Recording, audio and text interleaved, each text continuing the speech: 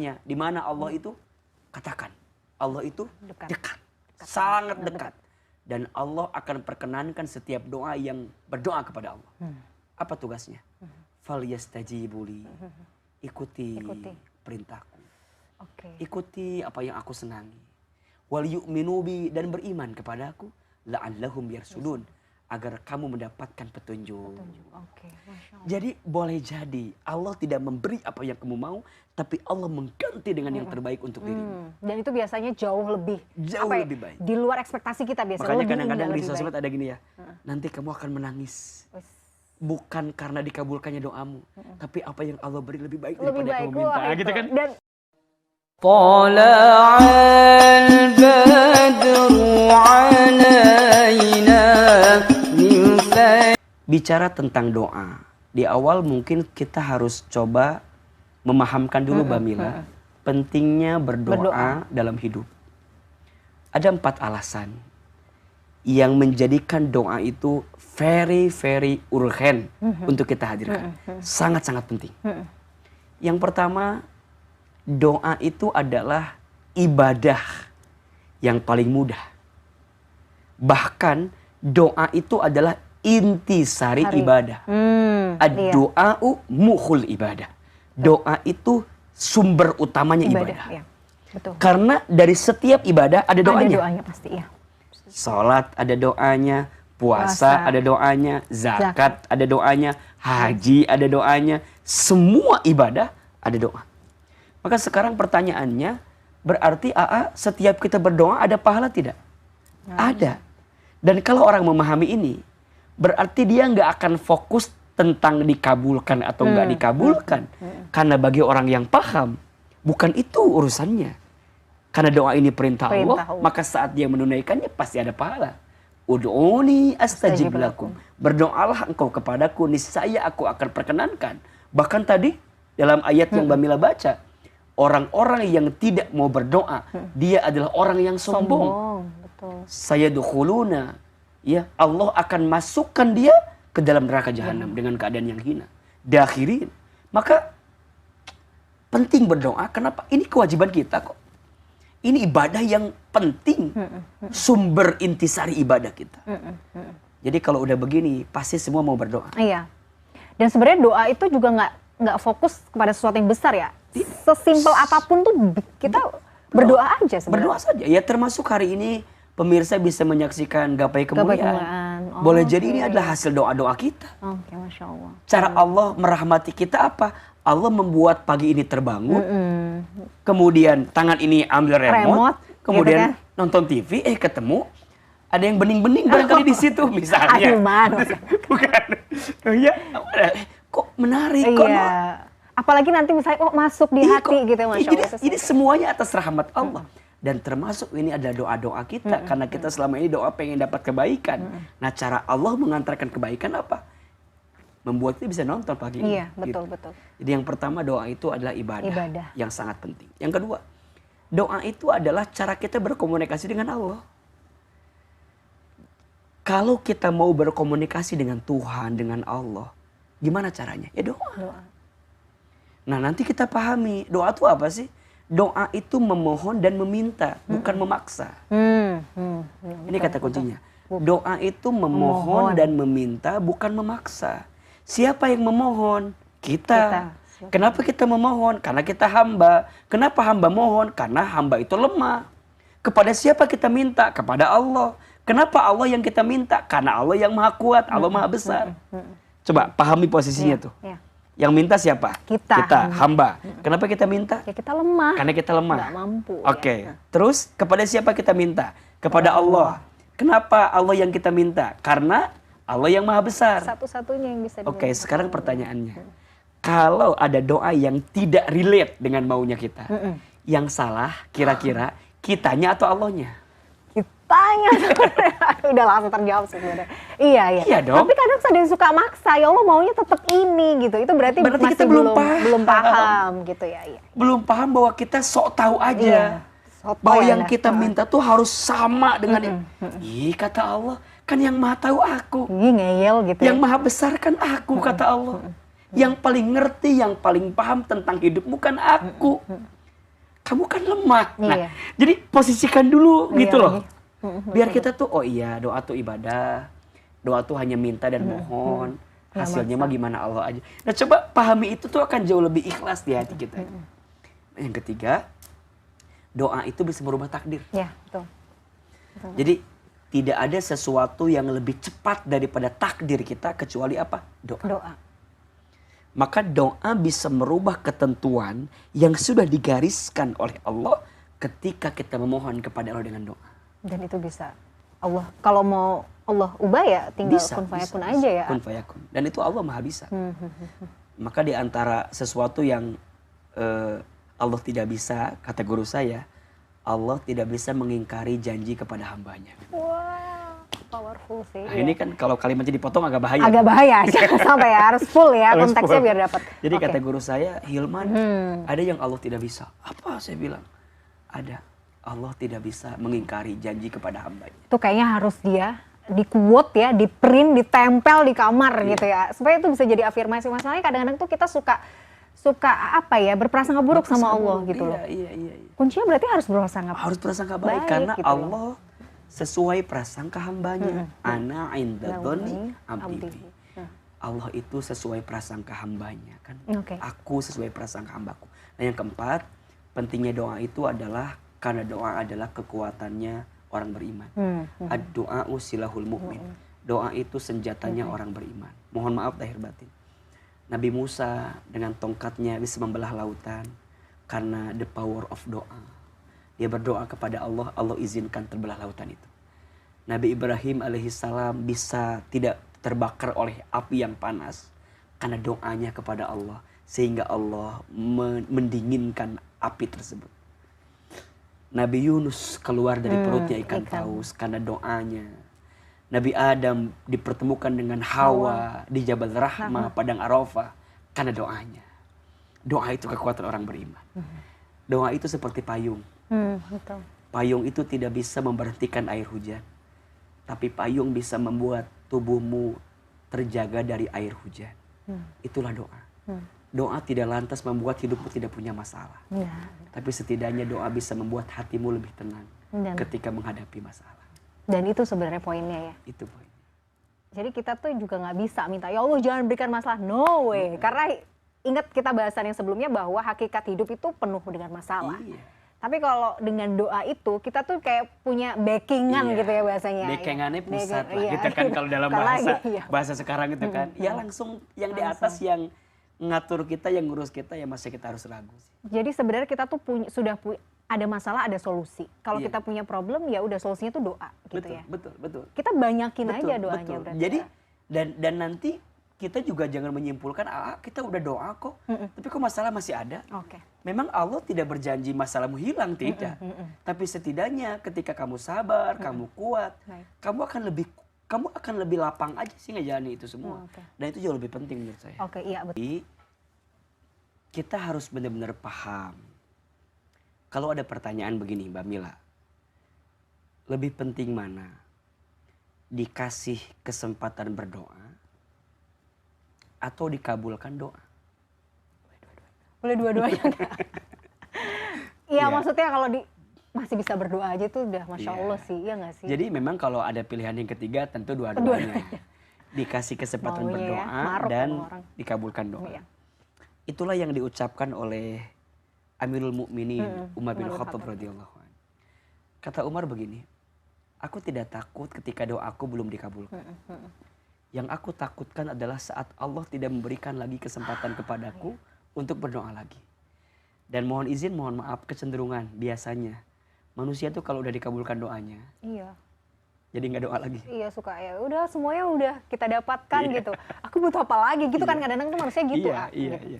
Makanya seorang Iya, ahli sombong tasawuf pernah lagi. bilang begini, ya Allah, jadi satu kali dikisahkan begini, ada malaikat Jibril. Malaikat Jibril ini memohon kepada Allah agar doa orang yang soleh itu dikabulkan gitu. Jadi dia minta sama Allah, ya Allah, dia orang soleh, dia orang baik, kabulkan doanya. Apa jawaban Allah? Wahai Jibril, biarkan hambaku yang soleh itu terus berdoa. Karena aku sangat menikmati rintihan dia dalam berdoa. Masya Allah. Jadi ternyata bukannya Allah nggak mau mengabulkan, Allah mau, tapi Allah tuh lebih senang hambaku itu merintih dengan suaranya yang lirih dalam doa-doa itu gitu. Makanya sekarang kalau ada doa yang belum dikabulkan ya nggak apa-apa. Khusnuzonnya Allah tuh lagi kangen kali ya sama rintihan suara saya dalam doa. Dan kayaknya Allah tuh seneng ya gitu. Iya. Kalau semakin kita meminta tuh berarti Allah tuh se-happy itu, sebahagia itu ya. Iya. Kalau kita tuh merintih, memohon, bersimpuh. Makin banyak minta seorang hamba itu makin Allah cinta sama hamba tersebut. Beda sama manusia. Aduh, manusia tuh kalau banyak minta kan males ya. Oh, bukan main. Udah nggak kenal aja kita dari gitu misalnya. Gitu. Tapi kalau Allah tidak, Mbak Mila. Allah itu makin hambaku banyak minta, makin aku cinta, kata Allah. Masya Allah ya. Jadi tinggal nanti.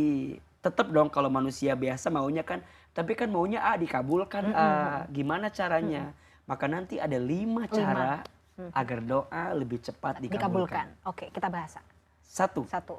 Lebih yakin dalam berdoa. Oke. Nah, ini poinnya juga. Yakin, kata kuncinya tuh yakin. Karena Allah tidak akan mengabulkan doa orang yang nggak yakin. Sama dirinya sendiri aja juga. Sama doanya sendiri, sama apa yang dia mau aja dia nggak yakin ya. Nggak bisa. Gimana dia mau meyakinkan Allah ya? Betul. Keyakinanmu dalam berdoa itu berkorelasi dengan semakin cepatnya Allah mengabulkan doa-doa. Setuju. Maka sekarang kalau dalam doa jangan ragu. Bagi Allah, menjadikan malam dan siang berganti aja gampang. Apalagi memberi apa yang kamu minta. Minta apa sih? Minta apa? Coba. Iya, minta apa ya? Apa? Minta jodoh yang soleh misalnya ya kan. Buat Allah melembutkan hati manusia yang awalnya nggak suka jadi suka, mudah. Bagi Allah mengganti malam dan siang aja mudah. Gimana hanya meruntuhkan hatinya? Udah, bukan main, tinggal gampang banget. Apalagi? Minta apa lagi? Minta harta yang berkah misalnya. Nah, minta yang harta berkah dan banyak gitu. Bagi Allah menghabiskan harta korun, ditenggelamkan, gampang. Apalagi cuma ngasih harta. Cuman masanya kita juga nggak yakin. Karena begini kadang-kadang dalam doa, ya Allah, misalnya rumah tangga, ya Allah aku tuh pengen punya suami yang soleh. Tapi kayaknya nggak mungkin ya Allah.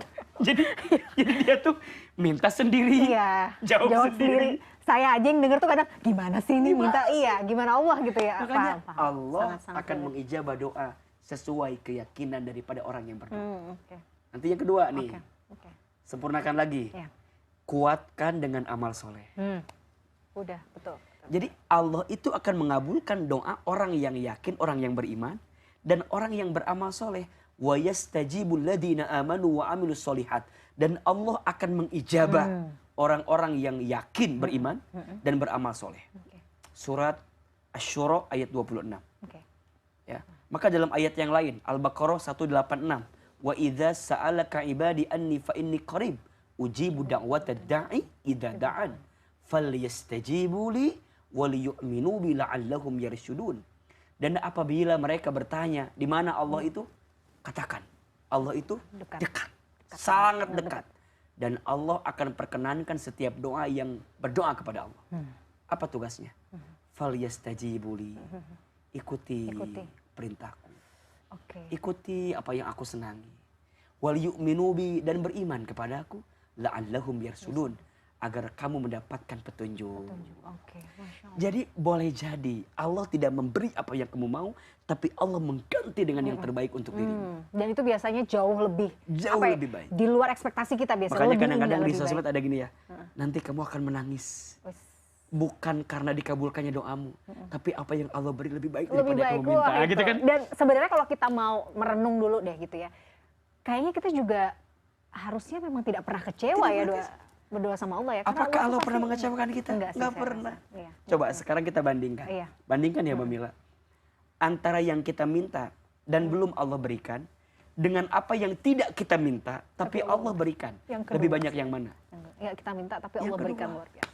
Yang kedua, betul nggak? Pasti itu ya. Kita nggak minta tapi Allah nggak berikan. Contoh, Mbak Mila semalam minta nggak sama Allah agar besok mata bisa terbuka lagi? Oke lah, katakan minta, minta. Iya, minta. Oke. Sekarang Mbak Mila minta nggak kemarin waktu malam, ya Allah besok mataku terbuka, tapi kalau bisa buka bisa tutup. Nggak kepikir sih ya. Iya, Pernah nggak minta itu? Enggak sih, padahal iya kalau Allah mau Tapi Allah ngasih nggak? ngasih cuma-cuma. Iya kan? Rasanya ya. Ya Jadi Allah, ternyata betul. Banyak hal yang kita suka Allah lupa. itu selalu mengabulkan doa hambanya dengan 3 jawaban. 3 jawaban. Nah ini poin. 3 jawaban. 1, yes. Yes. Allah Langsung. berikan sesuai dengan apa spontan, yang kamu ya. minta. 2, no. Allah gantikan dengan sesuatu yang lebih baik dalam pandangan Allah. Atau yang ketiga, wait, tunggu. Aku tidak berikan di waktu yang cepat, tapi pasti aku berikan di waktu yang tepat. Tuh, Masya Allah. Ini status hari ini tuh. Oh iya. Ayo, semuanya ditulis gitu ya. Bukan tentang cepat, tapi tentang ya, tepat.